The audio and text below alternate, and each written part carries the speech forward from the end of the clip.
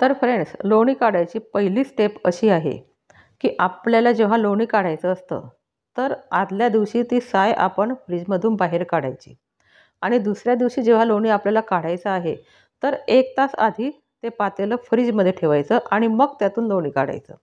आणि बघा आता एका तांब्यामध्ये मी पाणीसुद्धा रात्री ठेवलेलं होतं, तर ते एकदम गार झालं होतं, त्याचा बर्फ झालेला होता. तर ते पाणी घ्यायचं आपल्याला इथे लोणी काढण्यासाठी. नॉर्मल पाणी जर तुम्ही घेतलं लोणी काढण्यासाठी तर तो लोणी वरती येत नाही आणि आपली जी साय आहे त्या सायमध्ये तो लोणी विरून जातो. म्हणून हे साईचं भांडं आणि गार पाणी हे दोघी आपल्याला एकाच वेळेस घ्यायचं आहे. आपलं हे साईचं भांडंसुद्धा गार व्हायला पाहिजे. आणि बघा आता हँड मिक्सिंगने मी हा लोणी इथे काढते आहे. तर अगदी 2 मिनिटामध्ये हा लोणी आपला ताकाच्या वरती येतो. आणि बघा तुमच्याकडे जर हँड मिक्सर नसेल तर तुम्ही हाताने सुद्धा लोणी काढू शकता. पण हाताने लोणी काढायला हा बराच वेळ लागतो. म्हणून हँड मिक्सी जर असलं तुमच्याकडे तर ते हँड मिक्सीचा वापर तुम्ही नक्की करा. आणि बघा आता आपलं हे सर्व इथे चिल्ड आहे एकदम. तर आता हळूहळू बघा हा लोणी कसा असा वरती येतो आहे आपला. आणि एकदम हाय स्पीडवर आपल्याला हे ठेवायचं नाही. लो स्पीडवर आपल्याला आधी हे पूर्ण असं फिरवून घ्यायचं आणि हळूहळू मग आपला हा लोणी असा वरती येतो. आपण जर हाय स्पीडने फिरवलं तर आपला लोणी हा वरती येणार नाही आणि तो ताकामध्ये विरून जाईल. तर बघा ही स्टेप तुम्ही लक्षात ठेवा, अतिशय महत्त्वाची स्टेप आहे. तर आता तुम्ही बघू शकता हे इथे बघा आता हे आपले लोण्याचे असे गोळे इथे तयार होत आहे आणि आपल्याला मधून आता याच्यामध्ये हे पाणी टाकत राहायचं आहे. तर एकदम कोरडं पण फिरवायचं नाही, थोडं पातळच पाहिजे हे. त्यामुळे काय होतं ना, तो लोणी ताकामधून वरती यायला मदत होते. म्हणून हे थोडं पातळच पाहिजे. बघा आता तुम्ही बघू शकता इथे अतिशय छान आपला लोणी हा वरती येतो आहे आणि असे छोटे-छोटे गोळे त्या लोण्याचे तयार होत आहे. आणि बघा अगदी 2 मिनिट फक्त मला इथे हे हँड मिक्सर फिरवायला लागलेले आहे. तर अतिशय इझी हा लोणी आपला इथे वरती आलेला आहे. तर बघा आता हा लोणी मी इथे काढते आहे. तर हा असा हाताने आपल्याला मोकळा करून घ्यायचा आहे पाण्यापासून. आणि बघा आता हा असा पातेल्यामध्ये काढून घ्यायचा. तर माझ्याकडे आहे हे पितळी पातेले. तर तुम्ही शक्यतोवर पितळी पातेले किंवा स्टीलच्या पातेल्यामध्येच लोणी टाका आणि त्यातून तूप तयार करा. हँडल्यूमच्या पातेल्यामध्ये किंवा कढईमध्ये तूप कधीच तयार करायचं नाही. आणि बघा आता आपल्याला हा लोणी जो आहे ना, तर आपल्याला 3 ते 4 पाण्याने हा लोणी चांगला धुवून घ्यायचा आहे. कारण तो फ्रीजमध्ये असतो 10 ते 12 दिवसासाठी किंवा कोणाकोणाचा 15 दिवस पण असतो. तर एवढा शिळा तो लोणी असतो त्यामुळे आपल्याला तो चांगला धुवून घ्यायचा आहे आणि त्याला जर आंबट वास लागला तर आपलं तूप हे चवीला खराब लागतं.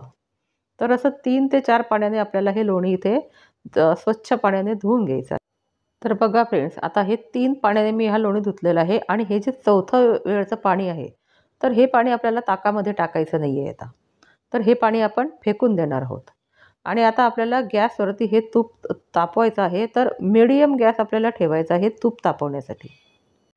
तर बघा फ्रेंड्स, बऱ्याच लेडीज अशा आहेत की त्यांना लोणी काढता येत नाही. लोणी काढल्यानंतर त्याला तूप तयार करता येत नाही. अशा बऱ्याच गृहिणी ह्या आहे. तर त्यांच्यासाठी ही व्हिडिओ अतिशय महत्त्वाची आहे. आणि बघा आता आपला लोणी आता इथे पूर्ण पातळ झालेला आहे आणि हळूहळू आपल्याला हा इथे हलवायचा आहे मीडियम गॅसवरती ठेवून.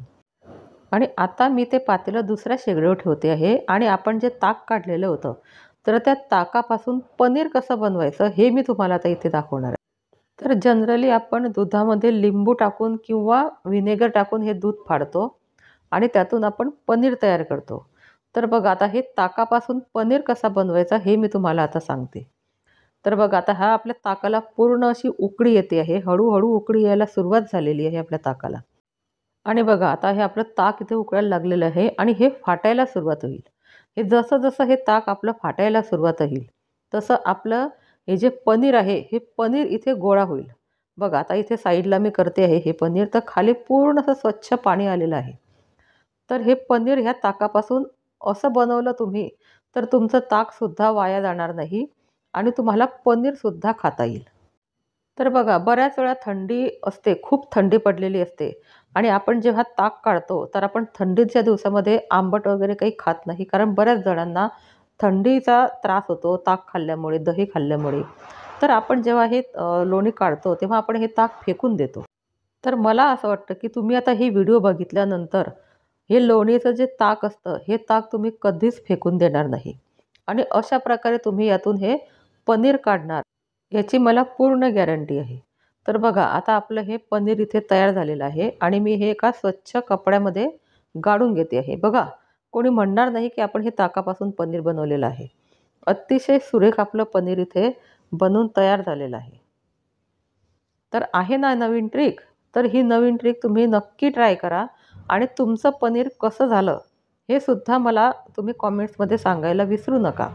आणि माझी ही व्हिडिओ जर तुम्हाला आवडली तर जास्तीत जास्त व्हिडिओ शेअर करा. बघा किती पनीर आपल्या ह्या ताकापासून निघालं आहे.